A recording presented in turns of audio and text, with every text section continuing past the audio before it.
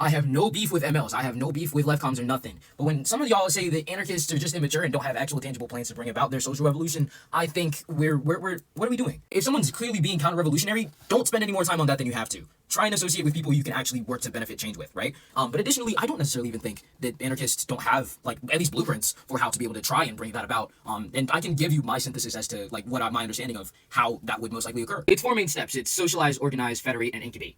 But I guess incubation would go first. It's like, an anarchist society is usually some of the most vulnerable sort of societies in terms of state violence, in terms of not being able to oppose that as effectively, and so that a shield that an anarchist society might use to be able to defend itself as it tries to grow and develop, maybe, could be a Marxist-Leninist state that helps facilitate its growth. Okay, but how do you, like, where does that society come from? You take a business, right, and you socialize it in terms of turning that hierarchical structure into a horizontal structure of power, and you then communize it in terms of now, because you are interrelated with your coworkers as a social unit, right, now you can recreate a sort of almost village-like structure, in so that you are now living with the people that you are working with. Almost like a company town, except it's democratically owned. And then you take a commune and a couple of other communes and you attach them together into a network of federated communities sharing resources between each other at the level of the community, and so that the individual no longer has to bear the burden of collecting resources for their good. Community can provide them with food, the community can provide them with the necessities that which they require, and the other communities would pick up the slack where your community cannot. The structure, like, there would be a membrane almost in which you would sell to someone who is not within the structure,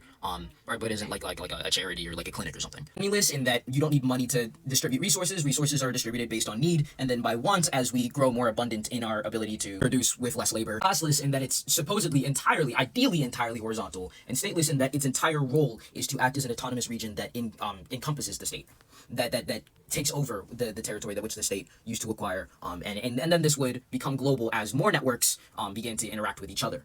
Obviously, it's not comprehensive. You would have to adjust per situation, per your material conditions, but it provides for a vision, and it provides for a path to said vision.